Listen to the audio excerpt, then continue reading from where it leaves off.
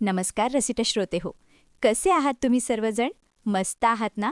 मस्तच रहा. इकडचा तिकडचं काहीसुद्धा डोक्याला लावून घेऊ नका. कुणी खालीवर बोललेलं सुद्धा. मी सांगितलेल्या कथा तुम्ही ऐकताय ना? आणि कथेमध्ये जे सांगितलेलं आहे ते तुमच्या जीवनामध्ये तुम्ही लागू करताय ना? मला कमेंटमध्ये सांगा. मी तुमच्या उत्तराची वाट पाहते. आणि हो, आजची माझी ही कथा जर आवडली तर हसतमुखानं मला एक लाईक करायचं आहे माझ्या व्हिडिओला. चॅनलला सुद्धा तुम्हाला सबस्क्राईब बटन दाबायचं आहे, म्हणजे मला सुद्धा केलेल्या कामाचं सार्थक वाटेल. आध्यात्मिक मराठीमध्ये तुमचं मनापासून स्वागत. मित्रांनो, आपल्या हिंदू धर्मात निसर्ग आणि देव यांना एकाच सूत्रात गुंफलं आहे. आपल्या घराच्या अंगणात असलेली ती छोटीशी तुळस, जिच्याशिवाय विष्णूची पूजा पूर्ण होत नाही, आणि दुसरीकडे कैलासपती महादेव, ज्यांच्या पूजेसाठी आपण रानोमाळ बेलपत्र शोधतो. पण कधी विचार केलाय का, ज्या विष्णूला तुळस प्रिय आहे त्याच विष्णूचा अवतार असलेल्या महादेवाला तुळस का चालत नाही? शिवलिंगाजवळ तुळशीचं झाड असणं अशुभ का मानलं जातं? यामागे फक्त परंपरा नाही, तर एक असं रहस्य दडलं आहे जे ऐकून तुमचे डोळे पाणावतील. आजची ही कथा एका भक्ताच्या संशयाची आहे आणि एका देवीच्या बलिदानाची आहे. हा व्हिडिओ शेवटपर्यंत पहा, कारण आज तुम्हाला तुमच्या अनेक प्रश्नांची उत्तरं मिळणार आहेत. ही गोष्ट आहे महाराष्ट्रातील एका छोट्याशा निसर्गरम्य गावाची. तिथे विष्णुनाथ नावाचे एक ब्राह्मण राहायचे. त्यांचं नाव विष्णुनाथ असलं तरी त्यांची भक्ती मात्र महादेवावर अफाट होती. त्यांची पत्नी सुमती साक्षात लक्ष्मीचा अवतार. तिच्या हाताची चव आणि मुखातलं नामस्मरण संपूर्ण गावात प्रसिद्ध होतं. त्यांच्या संसारात सगळं होतं, पण एकच उणीव होती. त्यांच्या अंगणात पाळणा हलला नव्हता. लग्नाला अनेक वर्ष झाली तरी देवानं त्यांच्या पोटी मूल दिलं नव्हतं, पण तरीही त्यांची श्रद्धा ढळली नाही. सुमती रोज पहाटे उठायची, अंगण झाडून सडा संमार्जन करायची आणि त्या सुंदर तुळशी वृंदावनासमोर दिवा लावून प्रार्थना करायची. एके दिवशी काय झालं, विष्णुनाथ शिवमंदिरात गेले होते. तिथे एका वृद्ध साधूनं त्यांना एक तेजस्वी काळ्या पाषाणाचं शिवलिंग भेट दिलं. साधू म्हणाले, विष्णुनाथा, हे महादेवाचं प्रतीक तुझ्या घरी ने, याची सेवा कर, तुझ्या सगळ्या इच्छा पूर्ण होतील.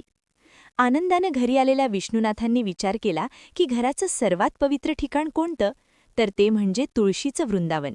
त्यांनी कसलाही विचार न करता त्या शिवलिंगाची स्थापना थेट तुळशीच्या मुळाशी केली. त्यांना वाटलं, महादेव आणि विष्णू तर एकच आहेत, मग दोघांना एकत्र पूजायला काय हरकत आहे? पण मित्रांनो, निसर्गाचे आणि शास्त्राचे नियम हे भावनेपेक्षा वेगळे असतात. ती रात्र सुमतीसाठी खूप भयानक ठरली. त्या रात्री सुमतीला एक स्वप्न पडलं. तिनं पाहिलं की तिच्या अंगणातली ती हिरवीगार तुळस अचानक कोमेजून गेली आहे. पानं काळी पडली आहेत आणि त्या कोमेजलेल्या वेलातून एक दिव्य सावळ्या रंगाची स्त्री प्रकट झाली. तिच्या डोळ्यातून अश्रू वाहत होते. सुमती घाबरून म्हणाली, देवी, आपण कोण आणि माझ्या तुळशीची अशी अवस्था का झाली? ती स्त्री हुंदका देत म्हणाली, सुमती, मी तुळस आहे. तुझ्या शिवलिंगाला ज्या कुशीत ठेवलंस ना, त्या शिवलिंगाच्या स्पर्शानं माझा देह जळतोय. महादेवाचा आणि माझा संबंध हा वैराचा नाही, तर एका जुन्या जखमीचा आहे. विष्णूनं माझ्या पतीचा, जलंधराचा वध केला आणि महादेवानं त्याला साथ दिली. माझ्या पतीच्या रक्तानं माखलेला तो त्रिशूळ आठवला की माझ्या अस्तित्वाची होळी होते. सुमती, मला महादेवापासून दूर कर, नाहीतर मी भस्म होऊन जाईन. सुमती जागी झाली. तिचा श्वास फुलला होता. ती धावत अंगणात गेली, तर काय आश्चर्य, स्वप्नात पाहिलं होतं तसंच घडलं होतं. तुळशीची पानं पिवळी पडली होती. आता आपण जाऊया त्या प्राचीन काळात, जिथे या वादाचं मूळ आहे. जलंधर नावाचा एक राक्षस होता. तो समुद्राचा मुलगा होता. त्याला कोणीही हरवू शकत नव्हतं, कारण त्याची पत्नी वृंदा ही अत्यंत पतिव्रता होती. तिच्या पुण्याईमुळे जलंधर अजरामर झाला. जलंधर इतका माजला की त्याने प्रत्यक्ष महादेवावर स्वारी केली. महादेव आणि जलंधर यांच्यात घनघोर युद्ध झालं. पण महादेवाचे वारसुद्धा जलंधराच्या अंगाला स्पर्श करू शकत नव्हते, कारण घरात वृंदा देवाचा जप करत होती. तेव्हा भगवान विष्णूंनी एक कपट केलं. त्यांनी जलंधराचं रूप घेतलं आणि ते वृंदेसमोर गेले. आपल्या पतीला जिवंत पाहून वृंदा धावत आली आणि तिने विष्णूचा स्पर्श केला. त्या क्षणी तिचं पातिवृत्य भंग पावलं. इकडे कैलासावर महादेवानं आपल्या त्रिशूळानं जलंधराचा शिरच्छेद केला. जेव्हा वृंदेला सत्य समजलं, तेव्हा तिने विष्णूला शाप दिला, तू दगड होशील. म्हणून विष्णू शाळीग्राम झाले आणि तिनं स्वतःला अग्नीच्या अधीन केलं. तिच्या राखेतून जी वनस्पती उगवली ती म्हणजे तुळस.